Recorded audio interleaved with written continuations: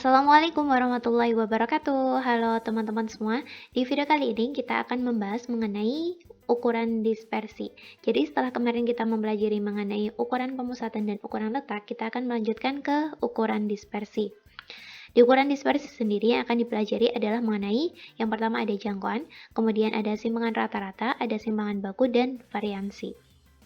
Dan di dalam ukuran dispersi sendiri dibagi menjadi dua bagian ya. Ada ukuran dispersi untuk data tunggal dan ukuran dispersi untuk data bergolok. Oke, kita pelajari satu persatu. Oke, di sini yang pertama untuk data tunggal dulu, yaitu kita akan dapat menentukan jangkauan, rentang, atau range. Jadi jangkauan sendiri didefinisikan sebagai jarak antara nilai tertinggi dengan nilai terendah. Jadi R itu adalah nilai max dikurangi nilai min.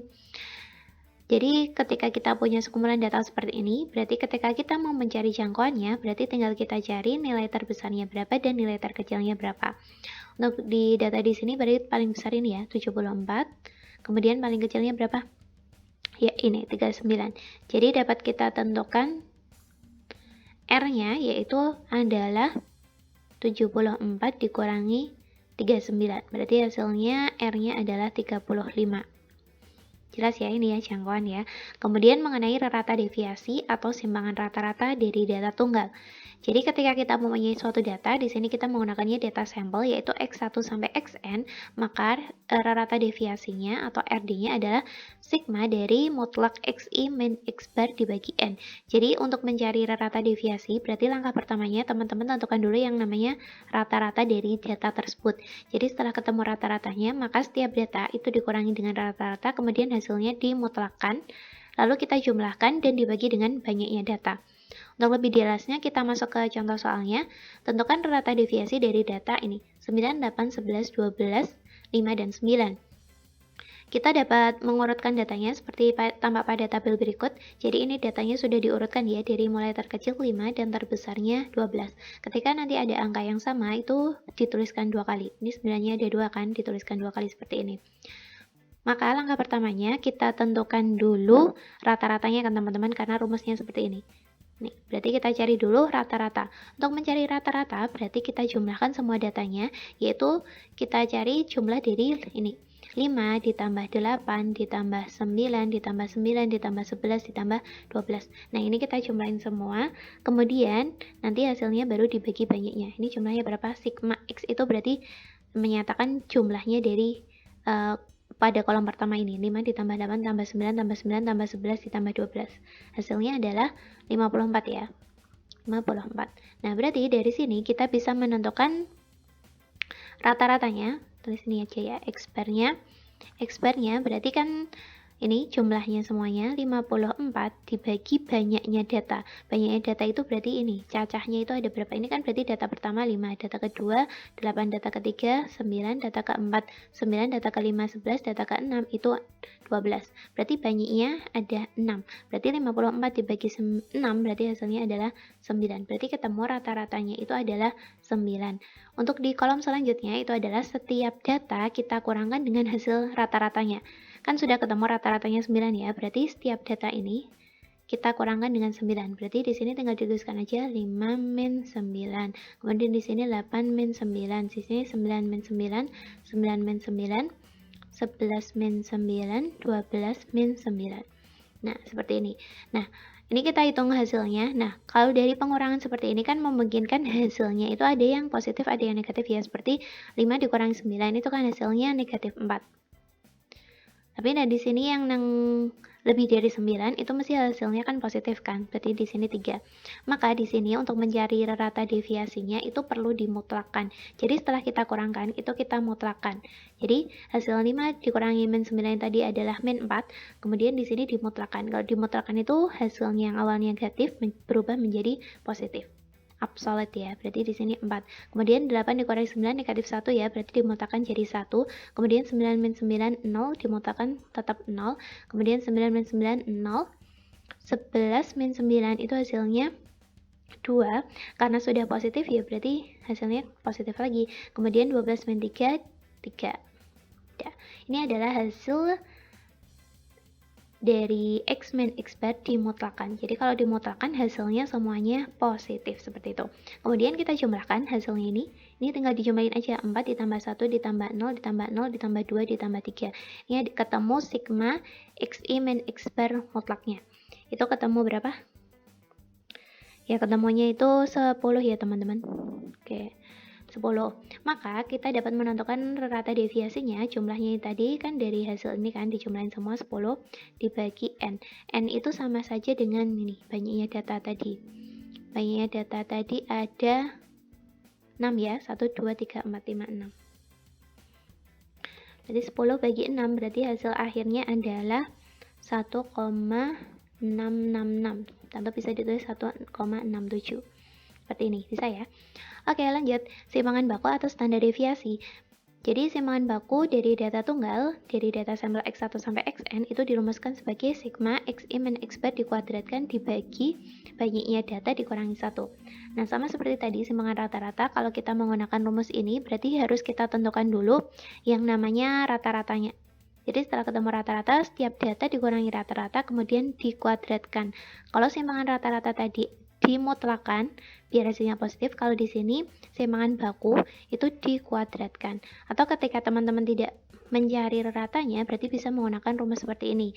N dikali sigma X kuadrat dikurangi sigma X dikuadratkan dibagi banyaknya kurangi 1, kemudian hasilnya diakar. Itu nanti hasilnya sama saja. Untuk variansi sendiri rumusnya hampir sama dengan standar deviasi, cuman bedanya di sini kalau variansi itu dikuadratkan. Jadi ini adalah hasil kuadrat dari simpangan baku atau standar deviasi. Rumusnya sendiri berarti tinggal dikuadratkan. Kalau tadi bentuknya akar, yang di sini akar kan, itu simbolnya S. Nah, variansi itu adalah kuadratnya, berarti S kuadrat, berarti tinggal kita kuadratkan hasil akarnya tadi, berarti akarnya menjadi hilang. Oke, kita ke contoh soalnya.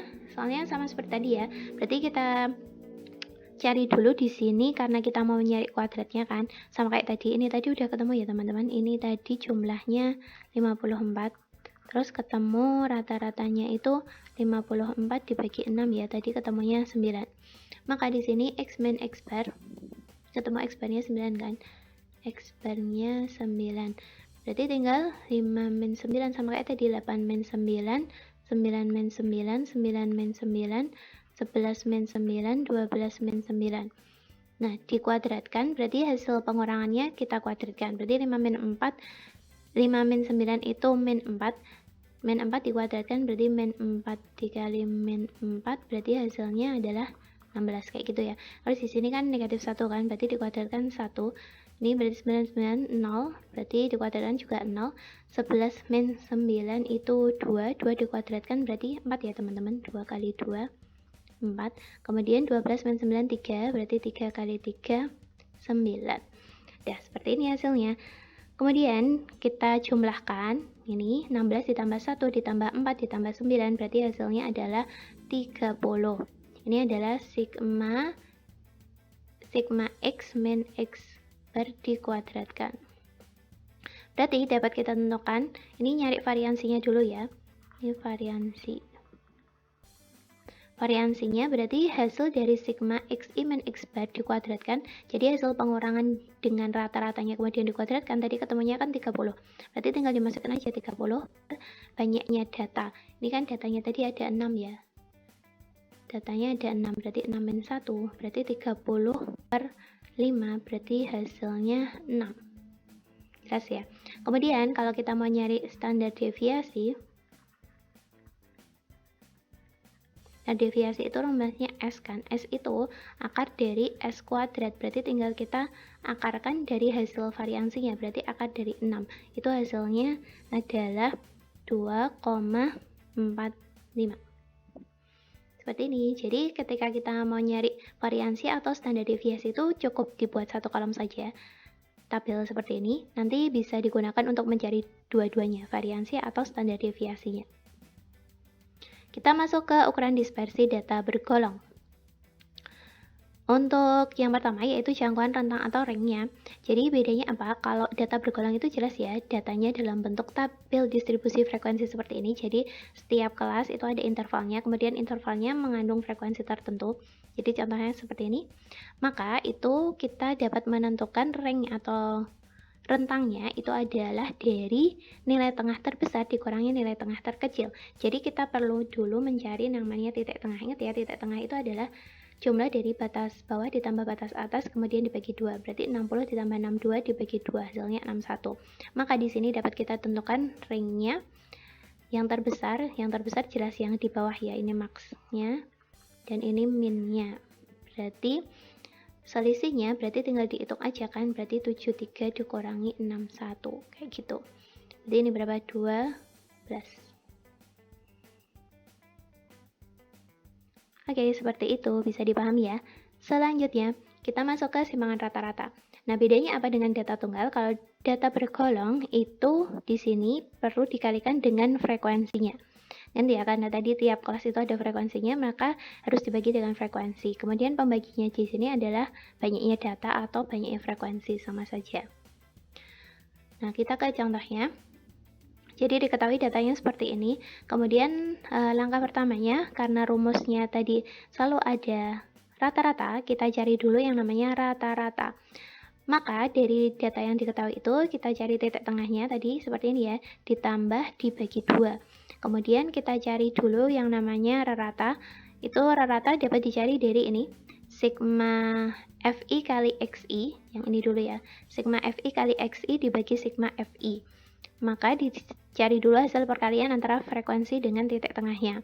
Jadi yang di sini 61 kali 1, 64 dikali 2, 67 kali 4, 70 kali 2, dan 73 kali 1. Ini masing-masing dihitung biasa teman-teman, berarti 61, terus ini 128, kemudian 67 kali 4 itu berapa? 268. Ini 140 dan di sini 73. Kemudian ini dijumlahkan biasa. Hasil akhirnya adalah 670. Nah, di sini frekuensinya juga perlu dijumlahkan, berarti 1 ditambah 2 ditambah 4 ditambah 2 ditambah 1 hasilnya 10 ya. Maka dapat kita tentukan rata-ratanya, berarti tinggal 670 per 10. Berarti hasilnya, catat ya, berarti hasilnya 67. Sudah ketemu rata-ratanya 67 ya teman-teman. Nah, dari sini kita mau X barnya 67. Maka dapat kita cari mutlak. Ingat ya, mutlak tadi adalah nilai pengurangan, kemudian dimutlakkan berarti berubah menjadi positif. Berarti X-nya kita ambilnya yang ini, 61, 64, 67, 70, 73 masing-masing dikurangi dengan 67. Berarti 61 dikurangi 67, berarti hasilnya negatif 6. Kemudian 64 min 67, ini dimutlakkan ya. Mutlak 64 min 67 itu negatif 3. Kemudian 67 min 67 0, kemudian 70 dikurangi 67 3, 73 dikurangi 67 berarti 6. Ini dimutlakkan berarti 6, 3, 0, 3, 6. Kemudian hasil mutlaknya itu dikalikan dengan frekuensi. Berarti hasil ini dikalikan sama sini. Berarti 1 kali 6, kemudian 2 dikali 3, kemudian 4 dikali 0, 2 dikali 3, 1 dikali 6, berarti 6, 6, 0, 6, 6. Berarti 24 ya. Udah, berarti di sini hasilnya dari sigma ini adalah 24 dibagi F-nya. F-nya itu adalah 10. Berarti hasil akhirnya adalah 2,4. Jelas ya? Oke, lanjut. Simangan baku untuk data bergolong. Bedanya hampir sama, jadi di sini dikalikan dengan frekuensinya di sini. Jadi ada frekuensi. Kalau untuk data bergolong mesti dikalikan frekuensinya. Untuk variansinya juga sama. Oh, ini kurang F ya. Ini kurang F. Berarti tinggal dikalikan dengan frekuensinya seperti itu. Oke, di sini kita masuk ke contoh soalnya seperti tadi. Kita cari dulu ini ya teman-teman. X min X barnya tadi udah ketemu X barnya 67 ya. Dari 670 dibagi 10, maka X min X barnya tadi berapa? Ini 61 min 67 berarti min 6, min 3, kemudian 0, ini 3, ini 6. Kemudian ini bedanya dikuadratkan. Kalau tadi dimutlakkan berubah jadi positif ya. Kalau di sini kuadratkan berarti min 6 kali min 6 Di 36, kemudian di sini 9, di sini 0, 9, 36. Oke. Kemudian hasilnya kita kalikan dengan frekuensinya. Ini berarti 1 dikali 3, 6. Kemudian 2 dikali 9. Kemudian 4 dikali 0. Kemudian 2 dikali 9. Ini 1 dikali 3, 6. Berarti ini 36. Kemudian 18. Ini 0. Kemudian di sini 18 dan di sini 36. Berarti tinggal kita jumlahin aja, berarti 36 ditambah 18 ditambah 18 ditambah 108, berarti hasilnya ini adalah 108 dibagi banyaknya data sigma for F-nya ini ya. Ini sama CN. 10 min 1 berarti 108 dibagi 9. Kemudian yang di sini akarnya. Berarti teman-teman tinggal masukin aja ini ke sini. Nanti akan ketemu hasilnya berapa. Silahkan dicoba sendiri. Terima kasih. Wassalamualaikum warahmatullahi wabarakatuh.